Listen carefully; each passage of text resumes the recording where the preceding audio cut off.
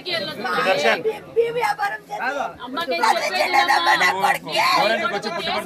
ప్రాణాలు అర్పించినాడు. మేమంతా నీతోనే ఉన్నాం తల్లి. అమ్మా నీకు ఏ కష్టం రాకుండా చూసుకుంటాం. ముఖ్యమంత్రి గారు కూడా ఘన నివాళులర్పించి ఎంత త్యాగమా మా బిడ్డదని చెప్పారు.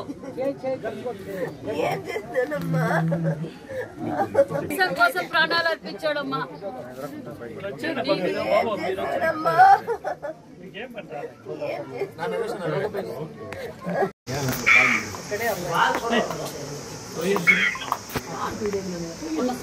ముఖ్యమంత్రి గారు మాట్లాడతారు. హలో సార్, నమస్కారం సార్.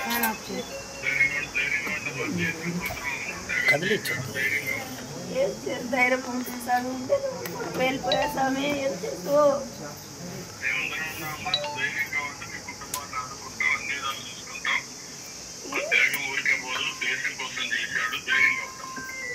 ధైర్యం ఉంటుంది స్వామి.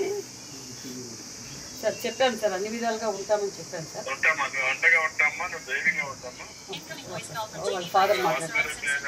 వాళ్ళ ఫాదర్ సార్. నమస్తే సార్. నమస్తే, థ్యాంక్స్ సార్. మీరు కాల్ చేసి సార్.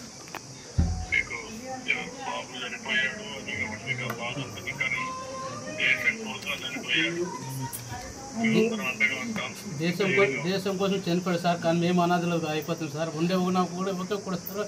ఇద్దరు ముగ్గురు అంటే ఎలా బాధపడినా సార్. ఏం చేయాలి?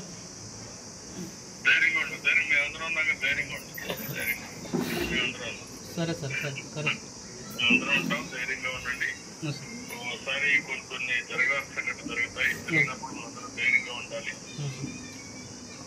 దేవుడు మీతో ఉంటాడు. ధైర్యంగా ఉండి మేమందరం మీతో ఉంటాం. సరే మీరేం అధ్యయనం పడుతుంది ధైర్యంగా సరే. మీ త్యాగాలు ధైర్యంగా ఉండి మేమందరం సరే. అమ్మా అమ్మా ముఖ్యమంత్రి గారు సెపరేట్ గా మన రాష్ట్రం తరఫున అందజేస్తారు. ప్రధానమంత్రి గారు అందజేస్తారు. ఈ సేవలు గుర్తిస్తాం. నా వంతుగా కూడా మీకు ఆసరా కావాలని 5 లక్షల రూపాయలు అందజేస్తున్నాం.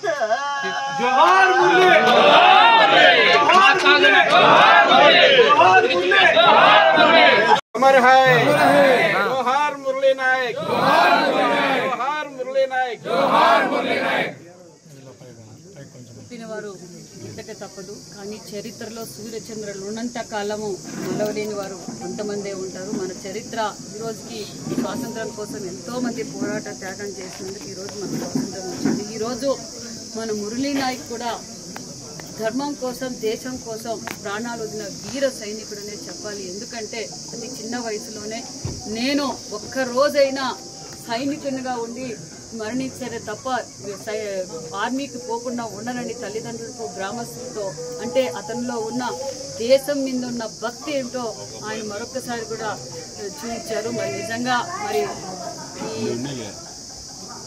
సత్యసాయి జిల్లా పెనుకొండ నియోజకవర్గం గోరెంట మండలంలోని తల్లితాండ శ్రీరాముల నాయకు జ్యోతిబాయికి ఉన్న ఏకైక సంతానం మురళీ నాయకు. మరి మురళీ నాయకు వారి బాధ అయితే నిజంగా చెప్పరాని బాధ. కానీ ఒక పక్క వాళ్ళు నిజంగా నా కొడుకు ఈ దేశం కోసం ప్రాణాలు ఇచ్చామన్న ధైర్యంగా కూడా ఉంటున్నారు. అదేవిధంగా ఆ తల్లిదండ్రులకు కూడా నిజంగా మనమందరం రుణపడి ఉండాలని కూడా తెలియజేస్తున్నాం. ఎందుకంటే వారు చేసిన త్యాగం అంతా ఇందా కాదు. మరి ఇప్పుడు ముఖ్యమంత్రి గారు కూడా మాట్లాడి వారి తల్లిదండ్రులు పరామర్శించి వాళ్ళకి వెళ్ళలేలా ఈ కుటుంబానికి ఎప్పుడు అండగా ఉంటామని కూడా తెలియజేస్తూ, అంతేకాకుండా ఇది అందరూ స్ఫూర్తిగా తీసుకోవాలి. ఎందుకంటే దేశం కోసం ఆస్తులు, ప్రాణాలు వదలటానికి మనం అంతా సిద్ధంగా ఉండాలి. ఎందుకంటే ధర్మం కోసం ఈరోజు మనం పోరాటం చేస్తున్నాం. ఒక పక్క నరేంద్ర మోడీ గారు కావచ్చు, ఒక పక్క మన ముఖ్యమంత్రి చంద్రబాబు నాయుడు గారు మన దేశం కోసం అన్ని వేళలా అన్ని శ్రమించడానికి మనం సిద్ధంగా ఉండాలని కూడా తెలియజేస్తూ, ఖచ్చితంగా పాకిస్తాన్ని భూస్థాపితం చేయబోతున్నామన్న విషయాన్ని కూడా మేము తెలియజేస్తున్నాం.